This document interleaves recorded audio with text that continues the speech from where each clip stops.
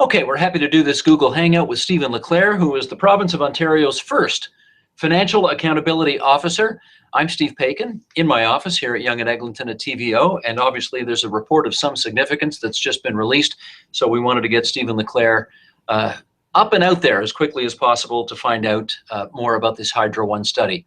Mr. LeClair, just before we start, because you are the first to have this job, I thought it'd be useful to start by finding out what in fact your job is. So why don't we start there? Okay, thank you, Steve. So my job as the Financial Accountability Officer of Ontario is to provide the members of the Legislative Assembly with information and analysis on the economic and fiscal situation of the province, as well as any initiative that they want me to examine. And so to provide them with that type of analysis so they can use it to engage in debate on the issues in the legislature. Now, this Hydro One study that you've just released, is this something that you decided to do on your own, or did some member of the legislature ask you to do it, or how did it get on your plate? No, I did it on my own. I saw it as something that has an impact on the fiscal situation of the province, so I have the ability to do that type of exercise, chose to do that type of exercise on my own. And again, just so people understand, you don't answer to the government. So in other words, the government doesn't say to you, well, we don't like the fact that you're doing this. You're allowed to do it if you want to. Is that right? That's right. I'm an independent officer of the Legislative Assembly. Okay. Let's look into the implications then, the financial implications of this first partial privatization of Hydro One, which is the electricity distribution company. Currently, what do we describe it as? Currently a crown corporation of the government of Ontario? Is that the best way to describe it? Yeah, that's the best way, yeah. Okay.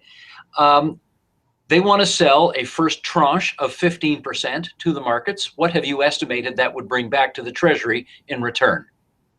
We estimated the overall value of the corporation is 11 to 14.3 billion, and the first tranche was approximately 15% of that. So I'm just trying to remember the number exactly. 2.4. Sorry, I don't have the number for the first tranche of it. A few $1 billion, though. What? Less than a few $1 billion, basically. Yes, I'm just having a quick look. Sorry, the gain on the sale ranges on that from 605 to billion point one. Sorry about that. No trouble. Okay, well, you know, of course, that the big controversy about your report focuses on this one sentence, and I'll just read it here. Yeah. In years following the sale of 60% of Hydro One, which is the government's plan, the province's budget balance would be worse than it would have been without the sale. Let's help us understand how you came to that conclusion, if you would.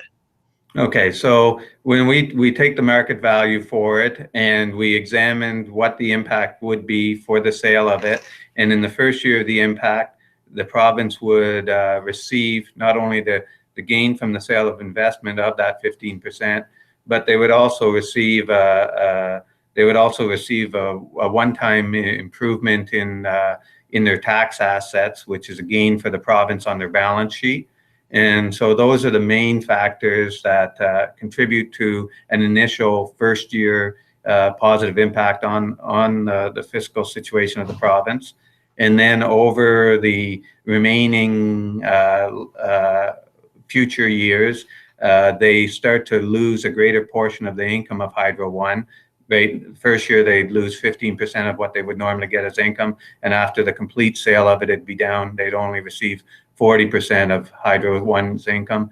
As well, they would lose money related to corporate income tax. So that complete loss, that loss in future income will deteriorate the fiscal position of the province.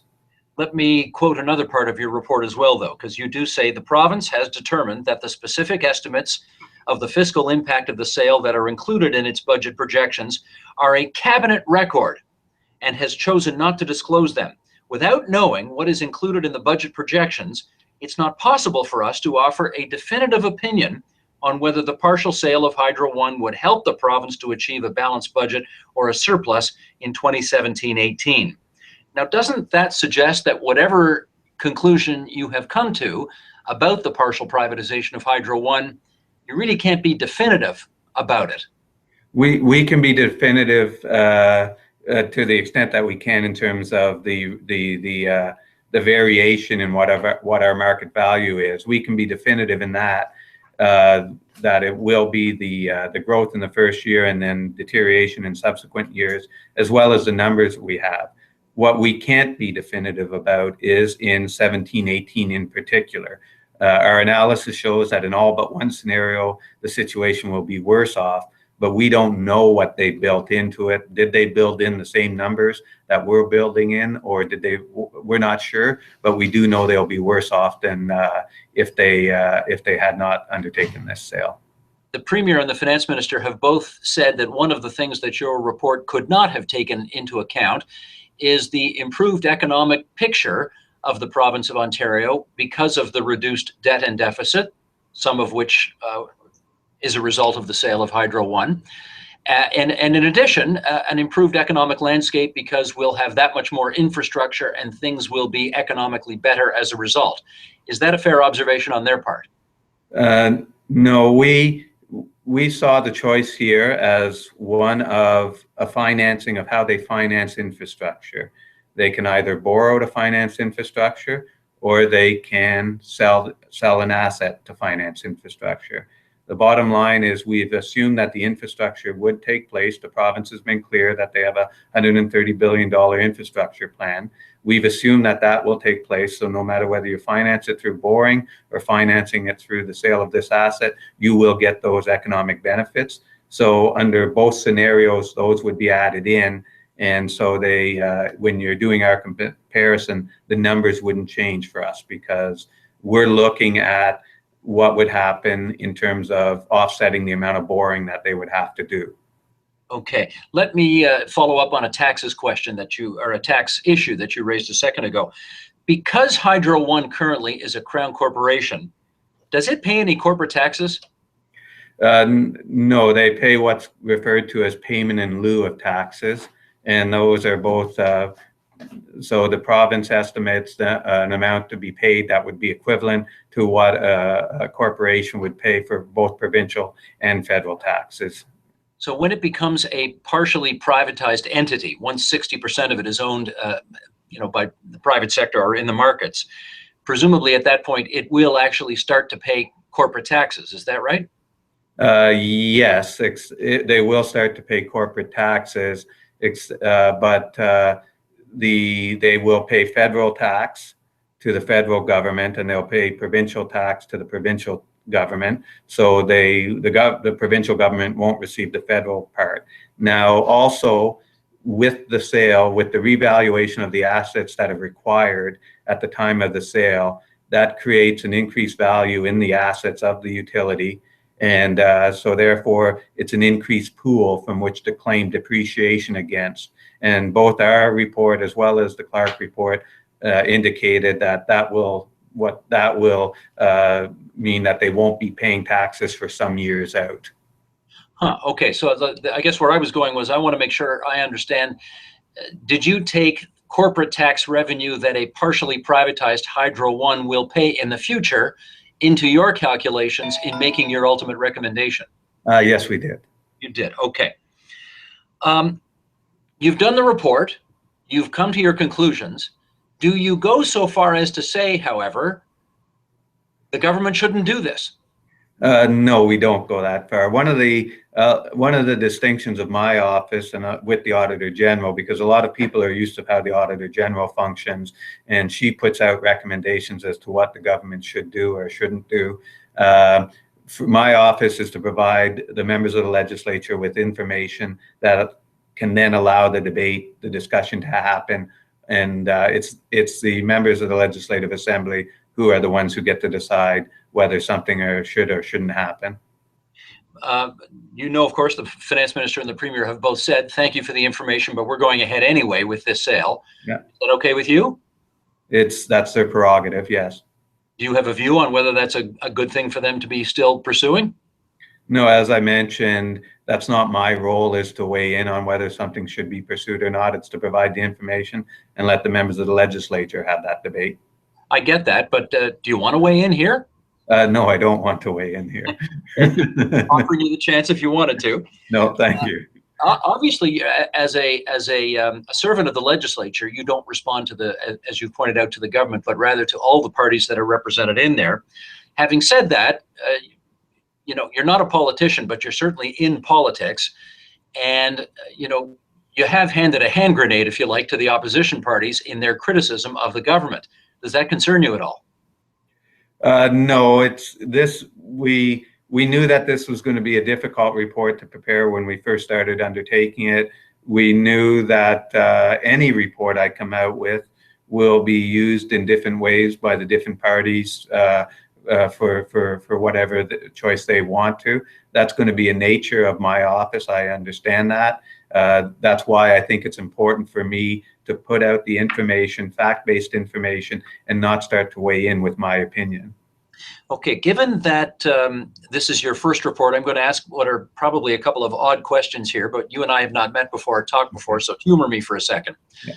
People will want to know whether anybody from the government of Ontario or the opposition parties had any influence on you behind the scenes in your making this report. Did they?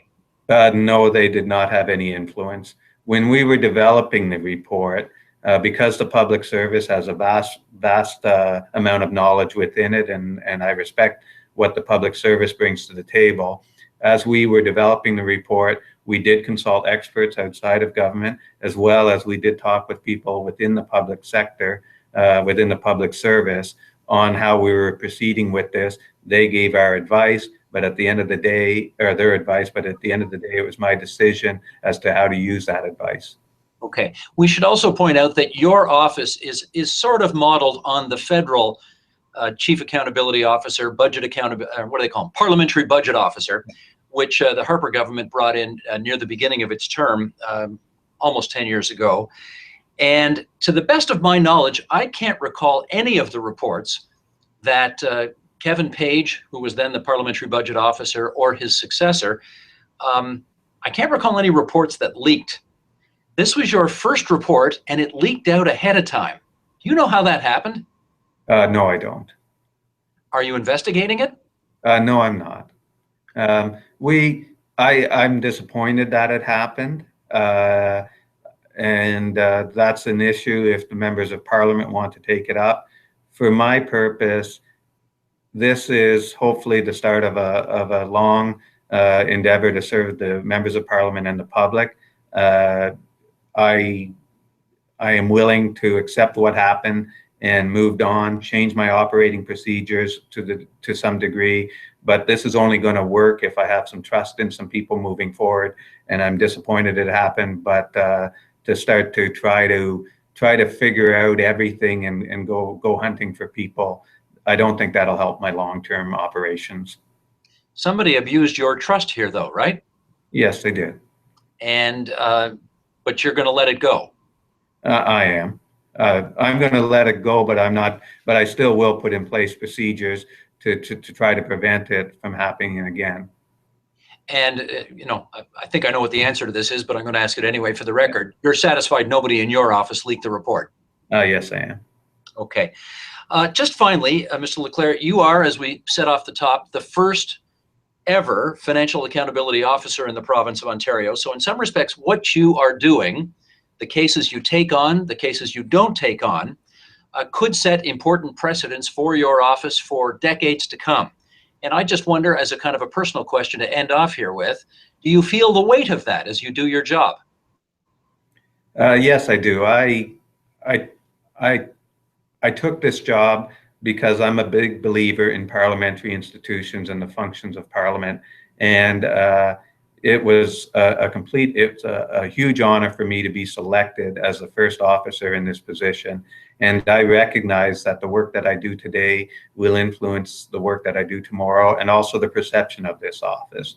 And that's why I want to continue in building relationships and undertaking the types of fact-based work that we do, in hopes that this office has a longevity in which people see it as an independent analysis of fact-based, providing fact-based information. Understood. Well, we're very grateful you made yourselves accessible to us, particularly in this newfangled fashion. Thank you. Stephen LeClair, it's good of you to join us here on a Google Hangout for TVO. The first Financial Accountability Officer for the province of Ontario, Stephen LeClair. Thanks so much. It's been a pleasure. Thanks.